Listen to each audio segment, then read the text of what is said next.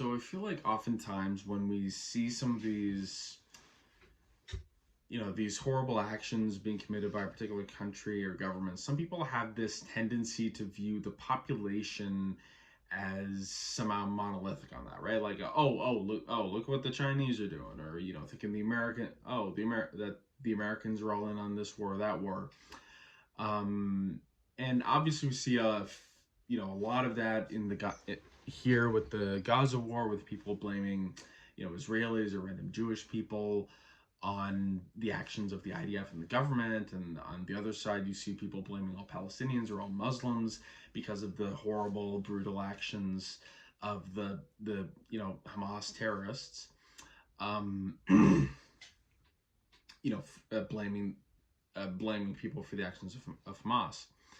And Al Jazeera actually did a really good, pretty good piece on these pro-Palestinian Israeli activists who say they've kind of come under, increasing attack in Israel, and that the political climate there has become, much more dangerous for them since the start of the war. So they spoke to Yosef Mekitan. I hope I'm sure it's wrong, but I can't think of what it should be. Who's a graphic designer, Israeli activist, who told them, quote, "I think one of the most effective ways to commit suicide these days in Israel is to go out on the street with a Palestinian flag." And while the climate, he says the climate was already pretty threatening for pro-Palestinian Israelis before the war, he says it's a lot more threatening right now. And another activist, Ofer Nyman, who's a pro-Palestinian resident of Jerusalem, and a supporter of the BDS movement, which advocates for economic and political pressure against Israel to pressure it to end its occupation of the Palestinian territories. He said he's been facing a lot of online harassment, and that like he'd probably feel like reasonably safe protesting somewhere like Tel Aviv, which is considered one of the more liberal cities in Israel, but definitely would not in other cities like his home in Jerusalem. This group of pro-Palestinian Orthodox kind of like dangerous political climate in cities like by Israeli police that he referenced there, who were taking down Palestinian flags in an anti-Zionist neighborhood called Mea Shiram in Jerusalem, because in Israel, from my understanding, like the Palestinian flag is literally illegal.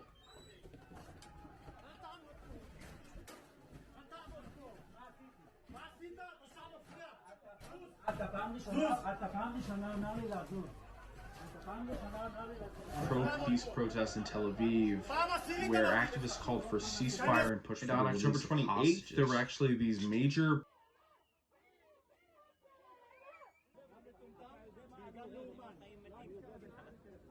and it was really interesting to me, like especially because like in Western countries like Canada, where the call for ceasefire in Gaza is often framed by the sort of pro-Israel or the anti-Palestinian establishment as undermining Israel's right to self-defense, or even anti-Semitic, depending on who you happen to ask.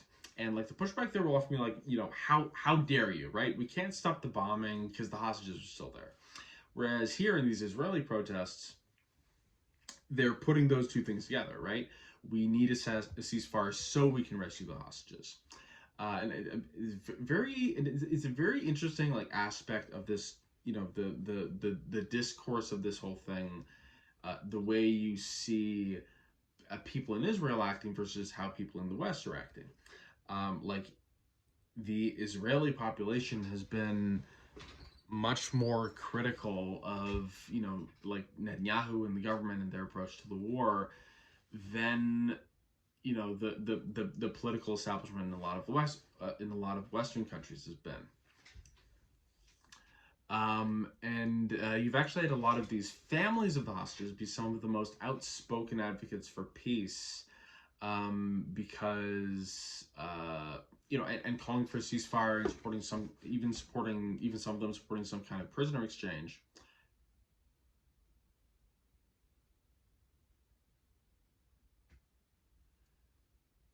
and harshly criticizing Netanyahu's approach to the war, which, like, to me makes sense, because, like, one of my biggest criticisms of the Israeli approach to this war, along with the obvious humanitarian issues, the grotesquely huge numbers of dead Palestinian civilians, but, like, one of the craziest things about the brutal way Israel's been doing this war, with the relentless carpet bombing, has been that it's almost certainly putting, their own citizens, the hostage, the people taken hostage by Hamas, in danger. Like, right now, with the current ground offensive, they've been bombarding the Hamas network of tunnels, while they also believe that the hostages are probably being held in, like, those same kinds of tunnels, right? So they could have, like, it's not unforeseeable. It's not crazy. It's not unforeseeable that they could end up killing some of the hostages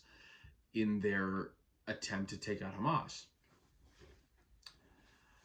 Like, if I was an Israeli who had my family member, my mom, my brother, my grandma taken hostage, like, I'd be, like, I can't even imagine, like, how pissed I would be with my government if they were acting this way, right? I would feel just completely abandoned, like they're just, okay, you don't care about me, right?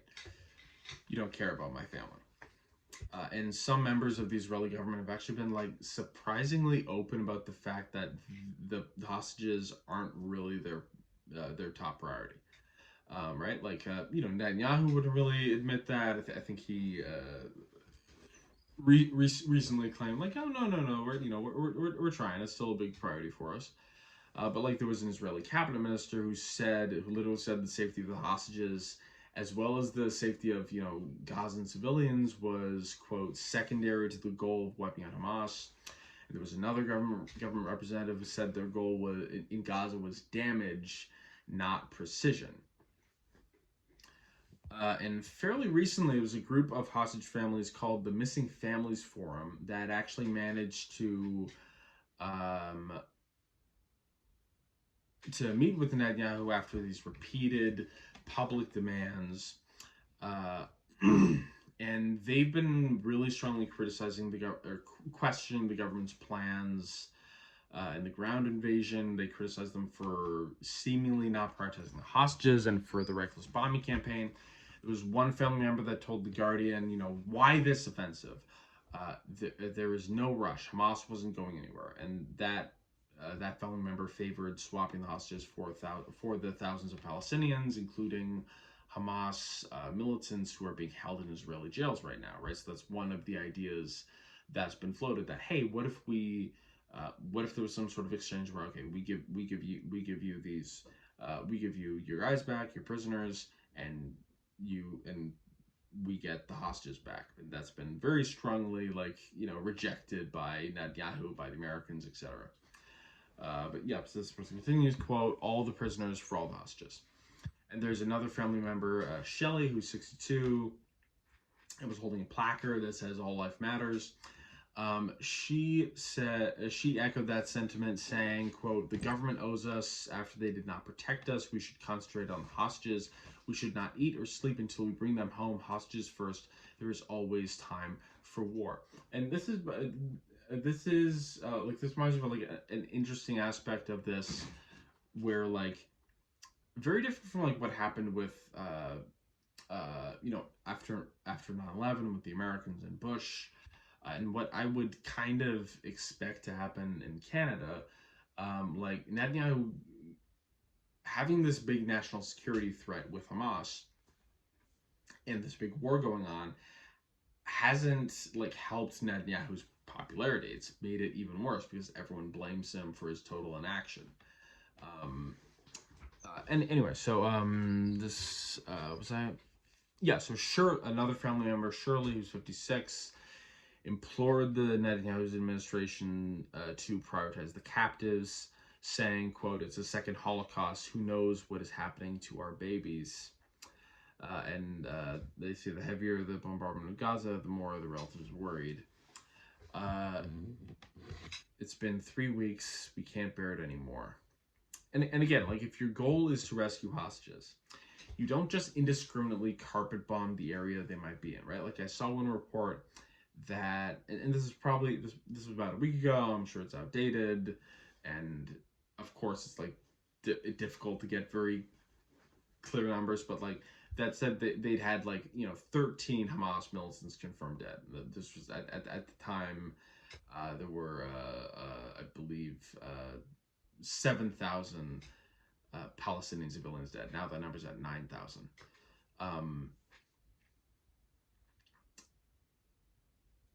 Like 13 individuals, 13 confirmed, and that was from a Washington Post estimate, I think. And just that's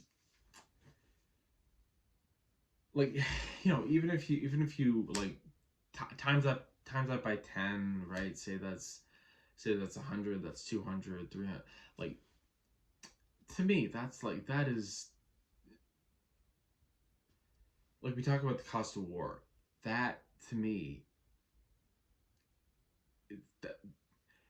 that's an unacceptable cost. I don't know how you can possibly argue that, okay, no, it's worth it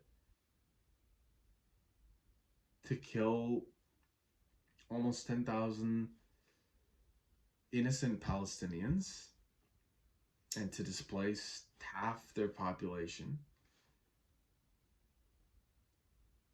for that little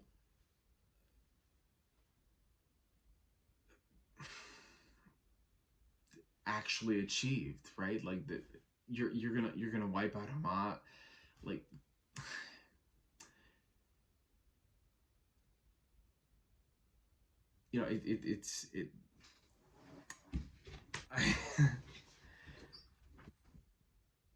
It's like it is. I hate to say this, but yeah, it's like what Trudeau said. It's like it's a sure self-defense, but like, you're gonna wipe out Hamas at the cost of the extinction of the Palestinians. Is that your plan? You're just gonna destroy everything. If you destroy everyone, you're probably gonna destroy Hamas. And I've heard that, like, the top leadership of Hamas, like, the reason they can go on these, like, these Arabic media shows is because they're not even in Gaza, right? They're supposed to be in Qatar, is like what I've heard. So it's like you're not even if you like nuked Gaza, you'd still have Hamas people, right? You'd still have Hamas affiliates. You'd still have Hamas leadership in Gaza or in Qatar.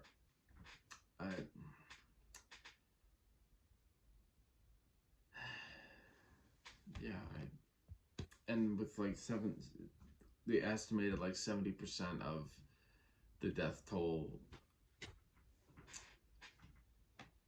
Or no, I think that's lower now. But like, where at the point where I originally looked up some of this information, when it was 7,000, it was saying that the median age for those killed in Gaza was 14, because the population is so young, 50% children. Like, I don't know how you defend that. I don't know how you say that's worth it. I don't know how Trudeau or someone who's in our government, their government, says, oh yeah, everything's fine here. We're not gonna even call for a ceasefire, which is just the bare minimum as far as I'm concerned. We're just gonna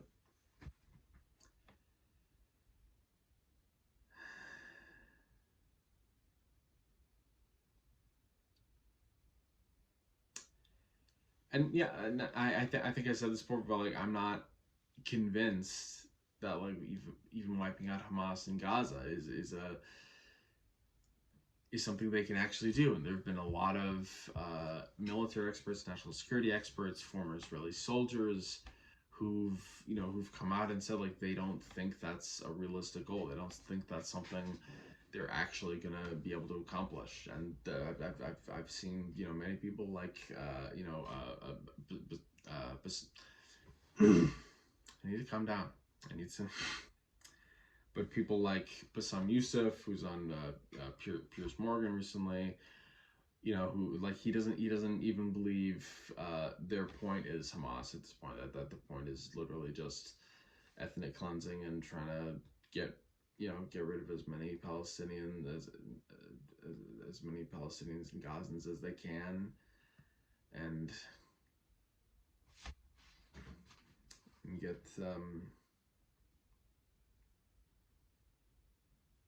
and just get them out of there to Egypt.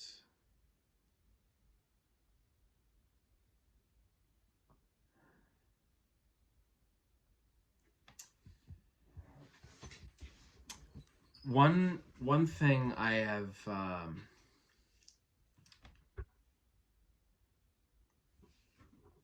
one thing I want to say is that like this isn't about whether Israel does something or does nothing, right? Like I've seen a lot of commentators on the right, the center, liberals, who've argued usually as kind of this as like a gotcha question. People like Ben Shapiro, Piers Morgan.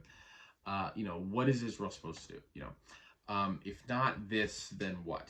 And a lot of that has been a lot of that's been based on this idea that there's no middle ground between this incredibly aggressive carpet bombing campaign where you're bombing hospitals and residential buildings and schools and refugee camps and crushing children under rubble, and between that and basically just doing nothing and just unilaterally surrender and let your citizens be victims of terrorist attacks until your state just ceases to exist, which just like to me is not is BS and is not in good faith. Like we know more effective ways of dealing with terrorism than this. Right? Like we know how to fight terrorism in a more targeted, more surgical way. I'm not like necessarily the biggest fan of of Canada and the U.S.'s foreign policy, history in Afghanistan and war on terror, but like we have and like tactics like drone warfare obviously have significant issues and concerns with collateral damage, but like compared to this just this horror we're seeing every day in Gaza, like they make us and the Americans look like angels, which is not an easy thing to do. Like this is my position. Like this is a job for special forces, for advanced warfare, like drones. The Americans have it. The Israelis will have it. This is not, and it's not a job for a medieval siege, full invasion and just raining fire on everything for vengeance. And I thought James O'Brien, who's a British radio host for LBC, made a really good point in a better way than I ever could have managed when he was talking to a pro-Israel caller who was on his show. What if Hamas was hiding in Israel? What would the Israeli government do then to eradicate them? They would seek them out. Do you think that if Hamas was hiding in Israel, the Israeli army would be pursuing the same tactics in pursuit of them with regard to civilian life? No, I don't. Well, there it is. Why not? Because Hamas are the enemy in another country. It would be a terrorist situation. It is a terrorist situation. But why would they not go after Hamas with the same tactics in Israel that they're going after them in Palestine, in Gaza? For obvious reasons. Why would it be different for the Israeli army to cause collateral damage in Israel as opposed to in Gaza? Why would it be different? I would say they're less likely to do that. No, but this is the question. Why would they be less likely to go after Hamas in the same way if they were hiding in Israel that they are if they're hiding in Gaza? Because there would be Israelis there. Pardon? And they would care more about Israeli lives than Palestinian lives. But they're also And that's it. That's all